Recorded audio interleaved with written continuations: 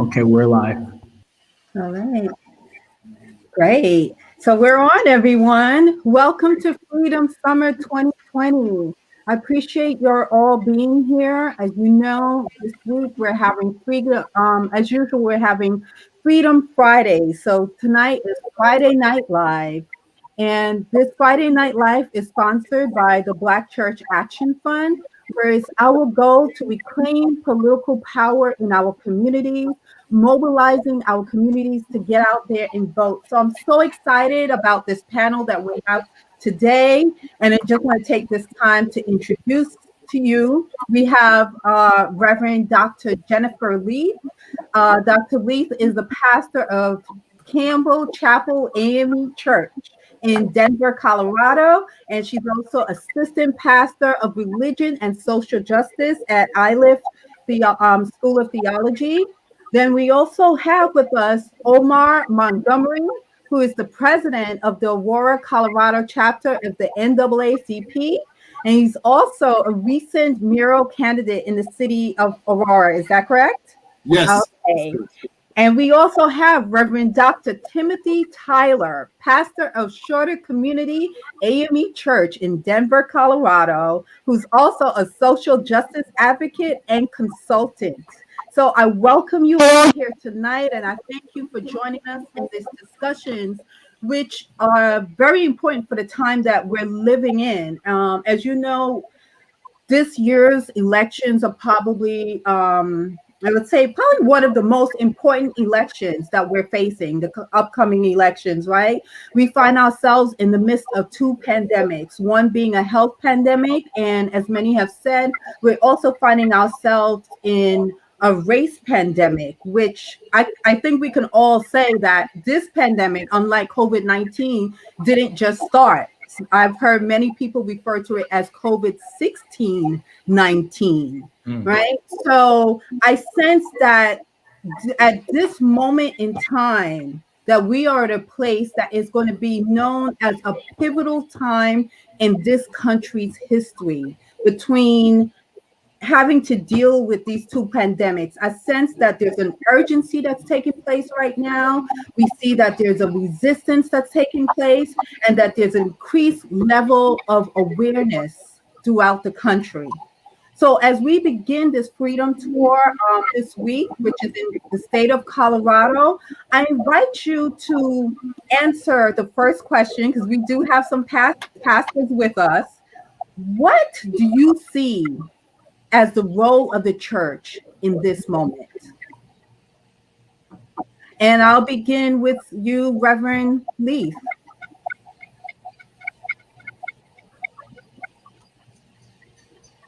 I think you're on mute.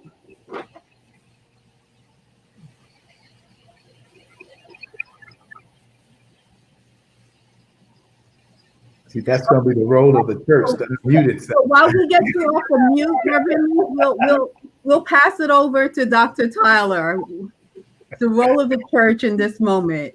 That has been one of the most complicated questions that we've been trying to answer since this pandemic hit. The church, especially the Black church, has always been that institution that felt like it needed to jump right in the middle of the fight and to be the leader of the fight. And yet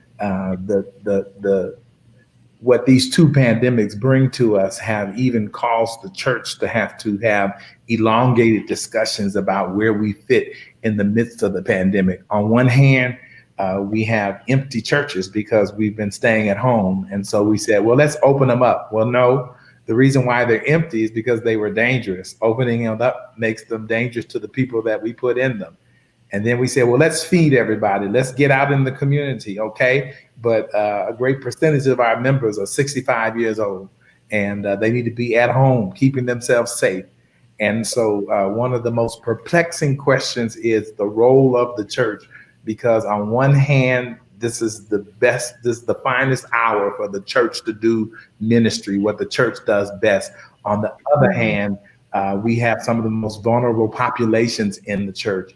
And so we're going to have to at times go back to that scripture that says, be still and know that I am God. In other words, you be still and know that God is God. So that's been a very complicated and difficult question. But what I do know is the church does have a role to play, both in the midst of this racism pandemic and in the midst of the coronavirus pandemic. Thank you. Reverend Leith, would you like to add? Sure. And I do think that this is a time where we are muzzled in more ways than one. And so the muting was, I think, indeed the prophetic sign. You did it on purpose.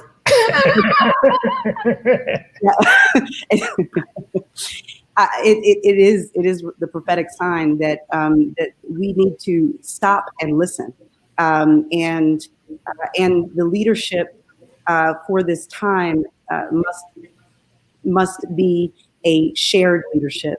It must be a leaderful movement, as one of the earlier iterations of Black Lives Matter put it. Indeed, we're at a time when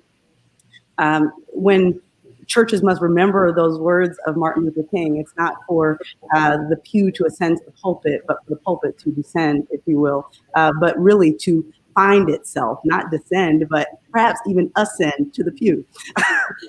In fact, we need to be shifting and rethinking all of our hierarchical frameworks and ways of understanding how we relate to one another. We can't be advocating for democratic participation in the civic landscape and sphere if we are not manifesting that in the religious and church sphere. And one of the challenges that we have had in Black churches for a very long time is that we have dealt in exploitative, hierarchical power models, which are the very things that we're trying to dismantle in civic space. And so there are ways that we have to get right church. And as the song says, so that we can perhaps go home. so that we can make home, if you will, and so that our prayer is true when we say, "Thy kingdom come, Thy will be done on earth as it is in heaven."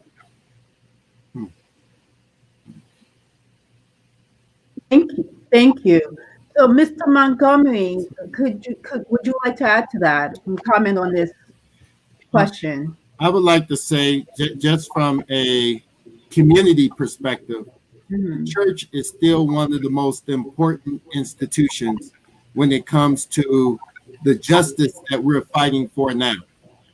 If we don't have ministers at the table, if we do not have our faith-based institutions at the table, then we're only going in with half the army. Maybe not even half, maybe just 1/4 of the army. And let me tell you the reasons why. In 1965, when John Lewis, right before they was about to cross the Edmund Pettus Bridge, they started at a church. They started to set up triage before they even crossed the bridge because they knew that the hospitals wouldn't accept them locally. And when they crossed the bridge, they knew that there was going to be some trouble. And when they ran back straight to the church. So I say today that we're fighting for justice for Elijah McClain. We're fighting for justice for people all across the country. The NAACP and all of our other civil rights organizations need to know that we need to connect with our faith-based institutions in order to have what I perceive to be a holistic, successful movement. I wanna just follow up in two comments that I heard. The first one, Reverend Leith, you had mentioned that there is a prophetic sign. And as you continue to speak, I think what came to my mind was, how is the church going to use this prophetic imagination in this time, right? Even Dr. Tyler, you mentioned how this is a difficult time for the church because, with COVID, we have to stay away from each other. Everything is virtually. So I think it calls for us to reimagine new ways and new approaches. And Reverend Leith, you also mentioned dismantling the exploitative hierarchical mantle. So my question, if I got that correctly, is what does that dismantling look like? How do we do that? How do we move in that direction? And how are we able to pull others in our church family along with us as we make attempts to move in that direction? Because we know often not everyone is on board with that move. Mr. Montgomery, just to follow up with your statement of bringing everyone to the table, I think sometimes the challenge is some churches and some leaders don't know how to find their way to the table. How do they get to that table? Not everyone has access. And can we talk about the access to that table? And Minister Lisa, I want to add to that. Yes. Some of them don't know how to find their way to the table, but I think we have to be honest. Some of them don't want to come to the table. Exactly. Absolutely. Absolutely. So then what do we do in those situations? I think that right before I got on this call, I was on a video conference with the Ministerial Alliance, and we're talking about some actions that we want to take in the community. And what I found out was, as an NAACP president, individually, I had connected with them, but not through the Ministerial Alliance. So it's really both groups and both organizations being intentional about coming together. Yes, there'll be some that'll say, this is not what my ministry is about. This is not, I don't want to be a part of standing up for families, standing up for social justice, environmental justice, economic justice. There'll be some pastors that'll say, this is not my role. But the ones who says, I will open up my church doors for those that are injured, for those that are homeless, and for social justice actions that are taking place. We're not trying to force churches to open their doors. We go to the ones that's open, and we maximize that opportunity to do what we need to do the work in our community.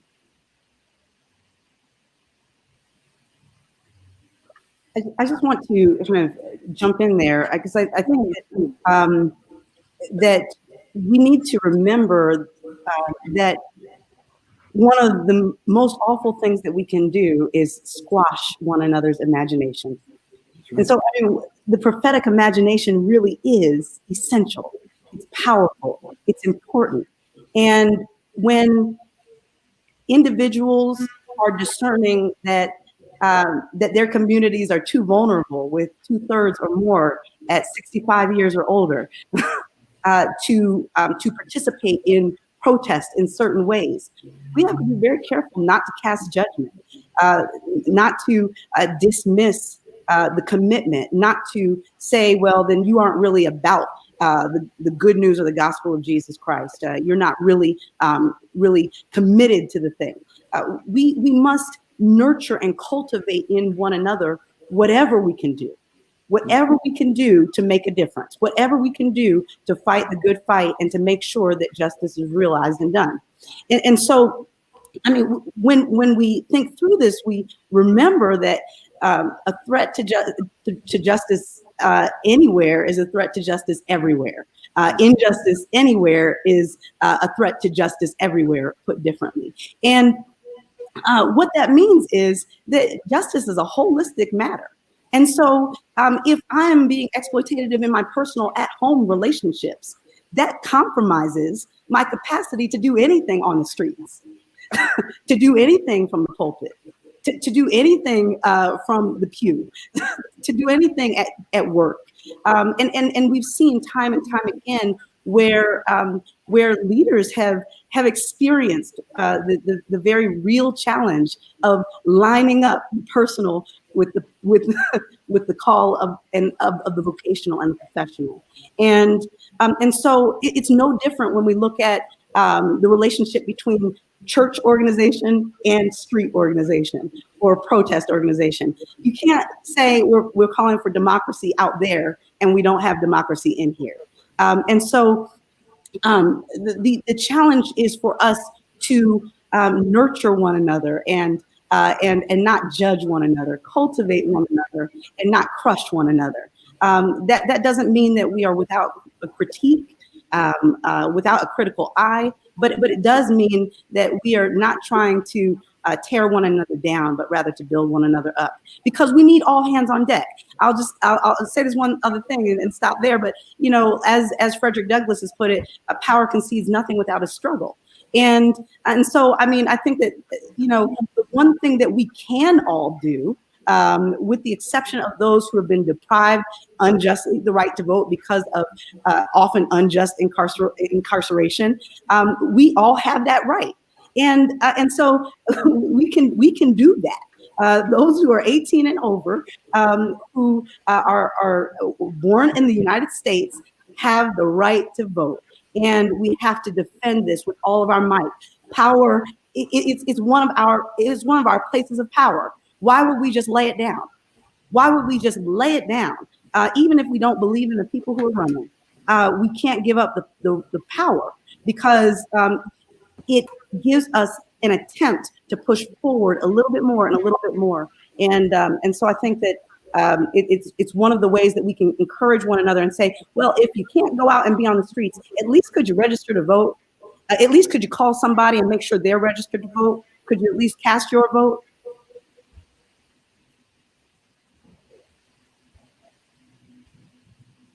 Absolutely. Thank you. Does anyone want to jump in on that? And I think great words. Thank you for sharing. Great words.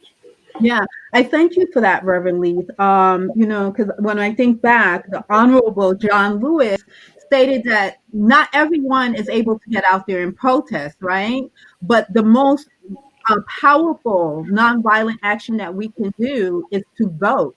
So in that sense, and I think you spoke a little bit towards this, Reverend Leith, what can churches do, or what role can be played in that, being able to mobilize people to vote? Because this is what our whole Freedom Summer 2020 is all about. Now, we know that many churches are doing a great job at voters registration, right? We have voter registration campaigns in our narthexes, in our parking lots, in our community sidewalks. But it's one thing to get folks registered. It's another thing to get folks to either show up at the polls, or, as in Colorado, mail in their ballot.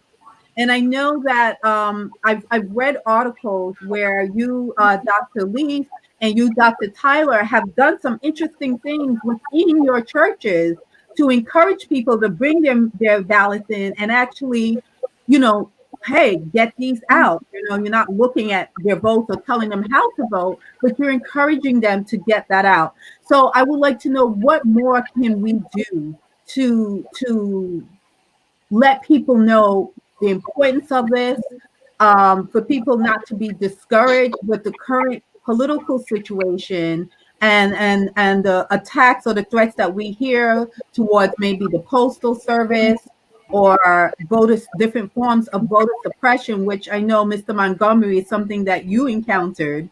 So if you could speak a little more to those things, I would appreciate it. I'm encouraged that we're seeing in Denver. I think that one thing the church is going to have to do is not just say, go vote, go vote, go vote, but the church is going to have to continue to paint living pictures of why this voting is important. We've got a wonderful we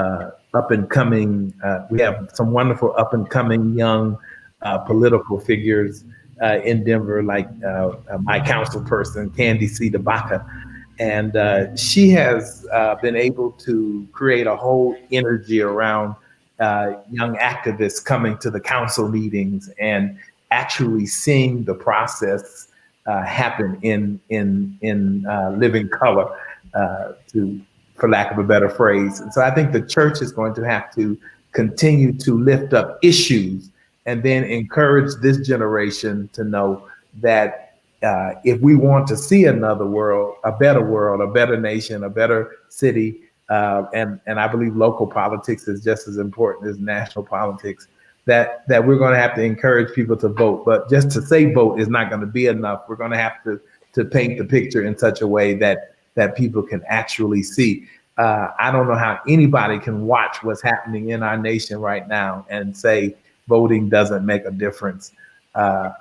Voting is going to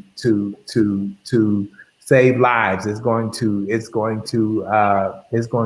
eradicate injustice. At least it's going to start the process. As long as we have white systemic racism in the world, we're never going to be totally free.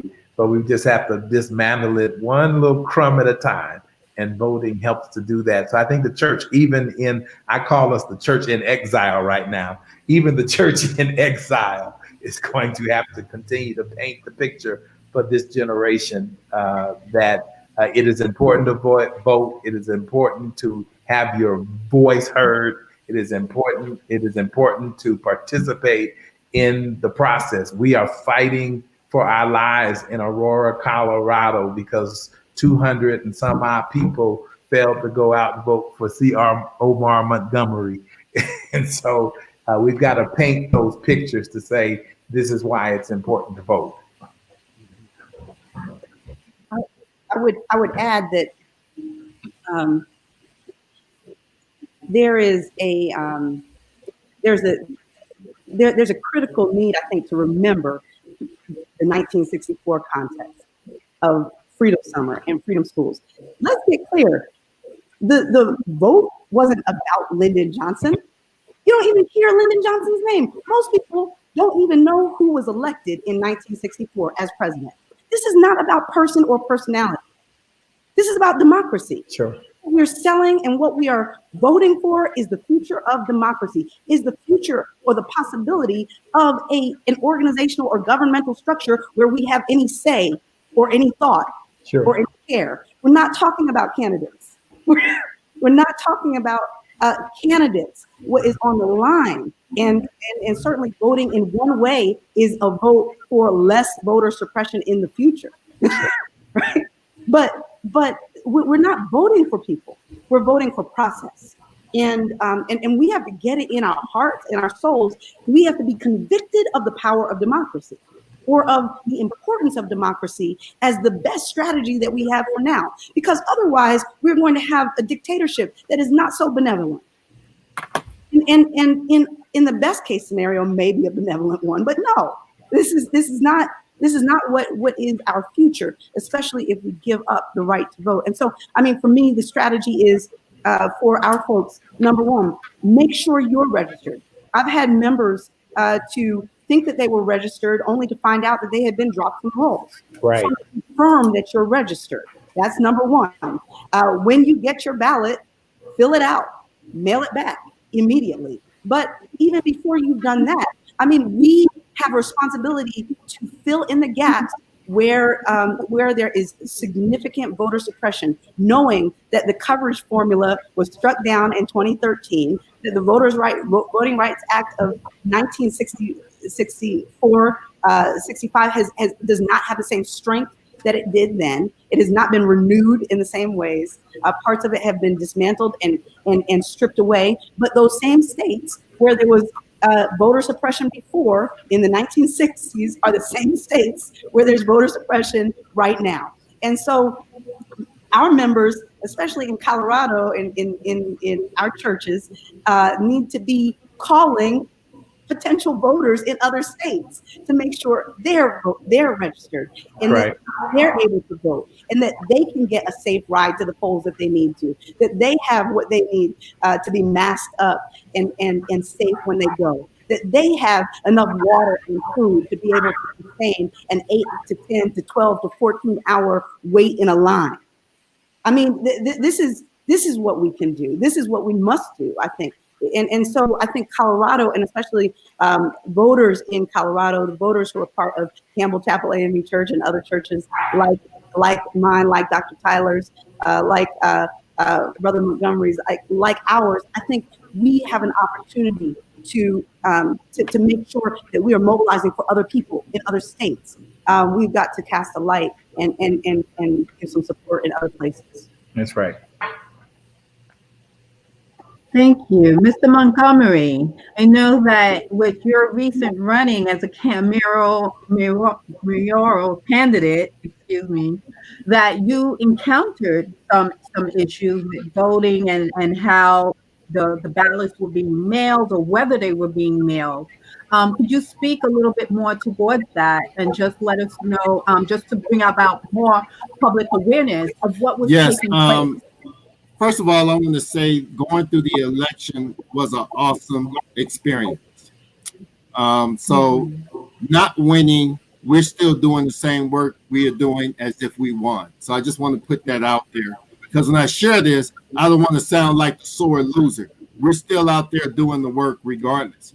So, and Aurora is made up of 3 different counties: Arapahoe County, Douglas County, and Adams County.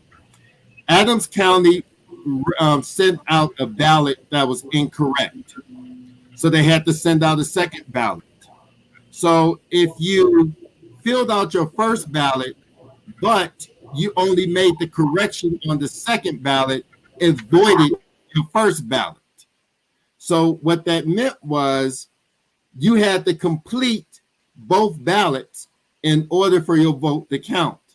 So what happened was we had an undercount in Adams County of almost 850 votes, and that's the county we was in the lead in that possibly could have put us over the edge, because we lost by 215. The second issue was in Arapahoe County, there was 800 votes, 800 ballots that didn't get mailed out until the day of the election. And so we don't know whose fault it was as to why those ballots were sitting there. What we do know that they were sitting there and they never got mailed, so some people didn't get a chance to vote. So when we began to talk about voter suppression, some of it is not like the old school way where they ask you to take a test, do your own property, and things of this nature. Some of it is these little subtle things that can impact a local election or a national election.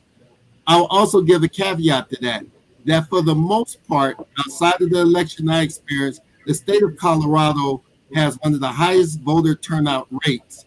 And then second, has made it easy to do the mail-in ballot. What we need is, as far as city clerks, and to make sure that the ballots are correct, and that when they ask for the ballots to be mailed, that they're mailed in a way where it's timely enough so that everyone can get their ballots. So the topic that we're discussing tonight is breaking down barriers in Colorado. And you've all identified some of the issues that we face nationally, and you've touched on some that we face locally. Dr. Tyler, you said that we need to continue to lift up the issues. So I would just like to give each of you an opportunity to speak about some of the issues that are facing Colorado, the folks in Colorado, especially in our Black and Brown communities, are facing, and which directions do we need to go in terms of changing policies, changing laws, or whatever changes that need to come about, including holding folks accountable, right? Because we also know that there has been several incidences of police brutality, even as recent as this week, with the 3 little girls that were handcuffed and made to lay on the ground. So when we speak about the issues, not just on the federal level or national level, but please also speak about what's happening in Colorado that individuals, that voters need to focus on. First of all, it's interesting to me. I know that for many people who I talk to, it's a revelation to them that there are Black people in Colorado. But interestingly enough, Colorado has a long and very interesting Black history. Shorter Church, which is the oldest Black church in Colorado, was burned down by the Ku Klux Klan in 1925. And so we have our history in Colorado. And what I learned about Colorado when I moved here was that we're very cosmetically concerned. That is, we want to push the snow-capped mountains. And when I brought my son here to Colorado, he said, Dad, I took him down Martin Luther King Boulevard, and he said, Dad, and we came here from St. Louis. He said, this is the cleanest Martin Luther King Boulevard I've ever seen. And that was just indicative of the outside show that we often want to give to the world. But in recent days, what the world must have learned is that Colorado has its issues with race and systemic racism. The African American, the Black community is a small percentage of the total community here, but Denver has not always done right in terms of its racist behavior. We've had police abuse didn't just start in the last few years. It's been around for we've had many fights. One of the major fights that I was involved in was with a man by the name of Marvin Booker, an unhoused gentleman who was killed by 5 sheriff deputies. He was 120 pounds, and all 5 of those deputies piled on top of him in the jail. And when they came off of him, he was dead. And that fight went to court after 6 years. And a lot of white people could not figure out why would we even cry racism in that case, or systemic racism.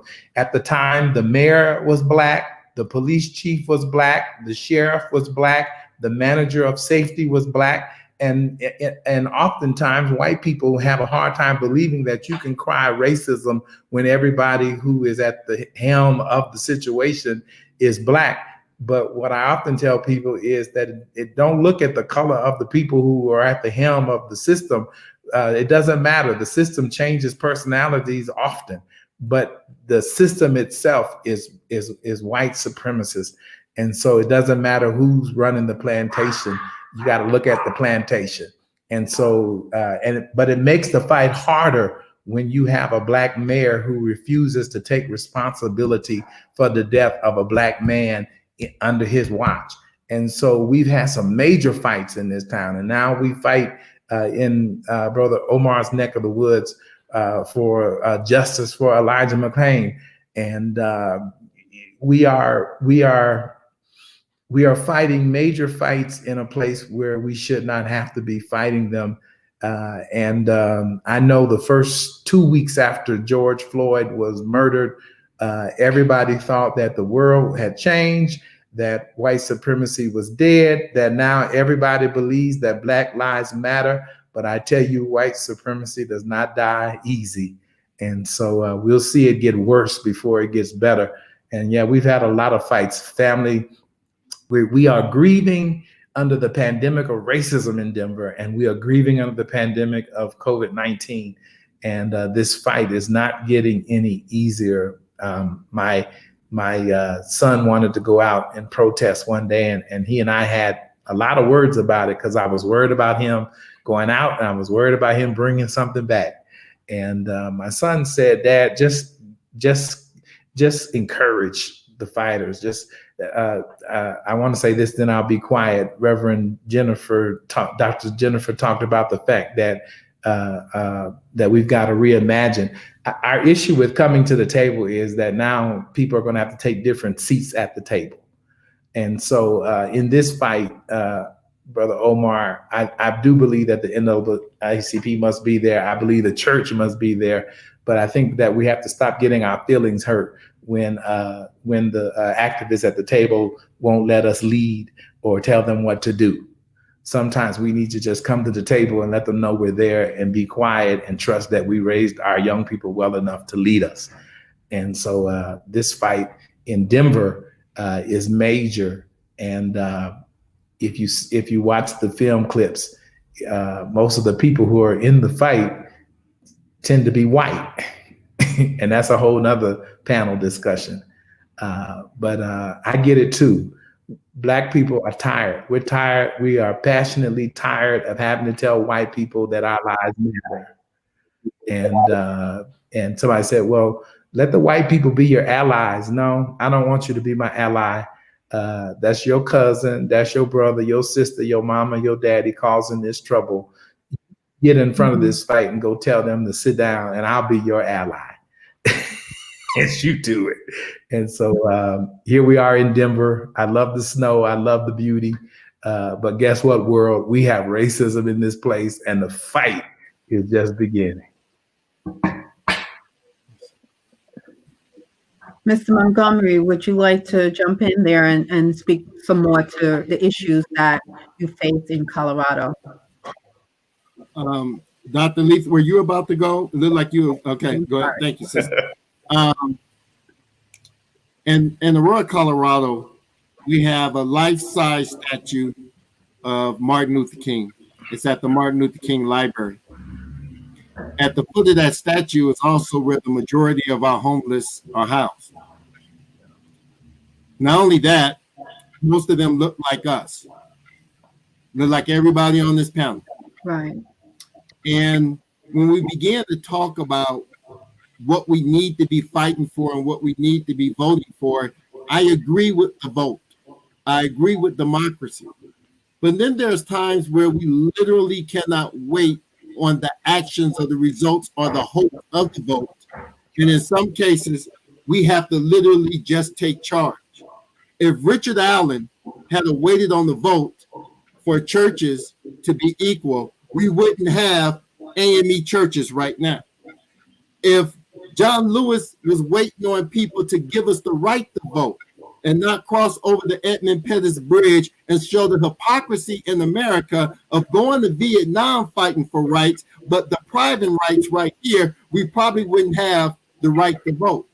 So if organizations like hashtag Black Lives Matter, the young people right here, 10 for 10, some young brothers and sisters is doing some work. Dr. Tyler is right. Sometimes we with the gray, sometimes we that's been in this fight for years need to sit down and advocate for these youth to have the vision manifest on what justice look like in the future, while some of us are still trying to fight for the things that need to be fought for now. So if we continue to vote and another 5 years, them same people are sitting at the MLK statue that was homeless during that first vote, then there's something we're doing wrong, and we need to hold the people that we voted for accountable, and then we need to look in the mirror and say, what did I do? I think this is so critical, so key.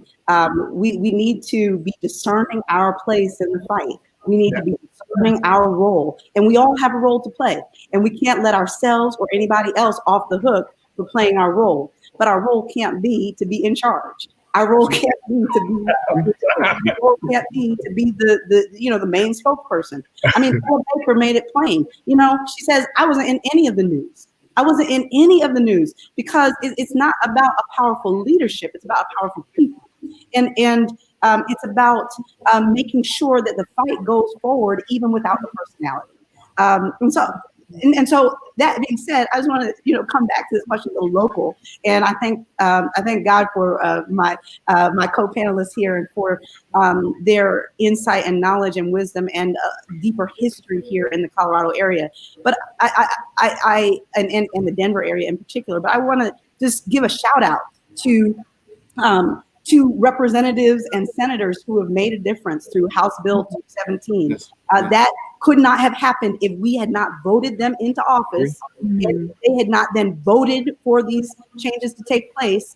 And so, Senator Leroy Garcia, Senator Vonda Fields, Representative Leslie Herod, Representative Serena Gonzalez Gutierrez, these are key folks who have made a difference and who have used their power of legislative voice to make sure that that we have a more just environment and circumstance. And even still, as Dr. Tyler pointed out, white supremacy still lives. It still rears its head. In Weld County, they made it clear, hey, you can pass all the laws you want at the state level, and we're going to make sure that there's a fund to defend police officers who are asked to have some integrity.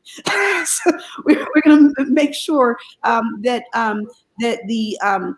the presumption of, of immunity and of innocence that has attended to the person of police officers or the persons of police officers is a little bit more under scrutiny because of the violences and injustices that have manifested.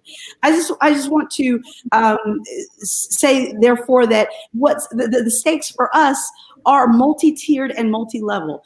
A lot of us think about the presidential election and as being the major interest and impulse and reason that we vote. But no, we're voting for every level of governance, from the most local to the most national. And we are also influencing the international when we make the national vote. We are impacting the judicial branch of government. We know that there will be some judicial appointments, Supreme Court appointments, and also some other district appointees of the next executive branch. We cannot afford to have the same kind of Brett Kavanaugh appointees. Mm-hmm. I didn't mean to call a name, but we cannot afford this. The stakes are way too high, and they're on every level, from the local to the national. I just want to just name one last piece with respect to how important this is, and the point that you were making, Dr. Tyler, about who's out in the streets and how many white folks there are out there. It's so wonderful. I think it is so wonderful. They need to be there. They ought to be. Remember that Freedom Summer 1964, more than 1,000 out-of-state volunteers went to Mississippi, and 90% of them were white. 90% of them were white. And that is the movement that we need to be cultivating. And Colorado gives us a great opportunity to demonstrate what this ought to look like. It ought to look like the majority says, hey, we've been wrong and we got to get this straight. And it's our responsibility to do so. Absolutely. And I mean, and at the same time, it was complemented with the freedom schools that said, let us dismantle and disrupt the sharecropper teaching that has been imposed and forced upon Black folks in the South. I mean, it's a both and. And so I think the specificity of the locality must always be complementing the global perspective. But we don't, I don't think we need to be ashamed of what Colorado is. It is what it is. 13%, about 13% Black folks in Denver, less than 7% in the state. And I absolutely would never say I am not ashamed of what it is. I think that Colorado is an opportunity. If you want to get your social justice chops, come to Colorado. I think that it is the perfect breeding ground for the church, for social justice organizations. I am what the greatest thing about our history is that throughout our, and Dr. Lee didn't go back far enough. She didn't go back to Wellington Webb and Hiawatha Davis. So we've always had a tremendous history as it relates to Black people in politics, in the justice movement. I don't think it's something to be ashamed of, but I think as Black people and people of color, I do know for sure, and I would say this without hesitation, that we have gotten a little too comfortable in Colorado with our situation. I am grateful for the white people out in the streets, but at the same time, I will not affirm the passivity that happens among Black people and people of color in Colorado. And so I'm encouraging both at the same time. And I love it here. I love it here. I've been here for almost 13 years. And I have really, Colorado has taught me that God is the God of social justice. Amen. Amen. Yeah. Amen. So we're actually down to our final minute. So I'm going to give you an opportunity to for final remarks, which will be very short. And I'm so disappointed because I had so many other questions and topics to cover that I didn't get. About that 45 and Black preachers. I tell you, we're going to use all this. Say that. You did say that every time. But I'm going to give you this opportunity for final remarks. And in your remarks, I hope that you can cover this issue that's important to me. I feel that our social justice responsibilities are a biblical mandate. And I've encountered people in the church that still feel you keep that out of the church. Politics is separate. We should not be discussing that. I think it was you, Mr. Montgomery, that said churches might say that it's not my role. So I would just like, maybe in your closing remarks, if you too are of the opinion of that biblical mandate because of the life that Jesus lived and what he advocated for, can you speak to that and say as to how it's the church's role? And I think I probably took up all the time asking that question, but maybe we can get it in. Let me say this quickly. I had a Washington. I had a newspaper reporter call me and they wanted to interview me, and I got my ego got in front of me, and I just was excited because I knew they were going to ask me about me and what I did, what I've been doing, what I've done. When I talked to them, they said, "Oh, we wanted to talk to you because we were interviewing somebody else," and they said you were their inspiration. and at that point, I realized that I'll always be involved in the fight, but the older I get, I'm going to have to take a different position in the fight and encourage somebody else. I think the role of the church is to always be in the fight, not always taking the front part of the fight, but always being an encourager for those who are in the fight. And so we encourage our babies out there, Black Lives Matter, even if they cussing and swearing and ain't never been to church in their lives, they're looking for us to encourage them and to lift them up and to root them on. And I see that as the role of the church. God is the God in the sanctuary, and that same anointing is in the streets, I believe. Yeah. Just a couple more seconds quickly, Dr. Leaf. Yes, absolutely. And for those of us who are able, we need to relocate the church in the streets, not in the same old way, not with the same old paths and patterns, but we need to allow ourselves to be reshaped in the sacredness of what's happening in the streets. And really, to God be the glory for what's taking place, because it is the place where we can do justice, love mercy, and walk humbly with our God. Yes. Amen. Amen. Mr. Montgomery. I'll just make this very brief. It's we're all partners in this fight. We're all got to work together, and we all have our roles. There's times I have to sit in the back. Sometimes I may have to give out water. Some days I may have to pick up trash. Some days I just need to sit in the corner, shut up, and listen. We all have our roles.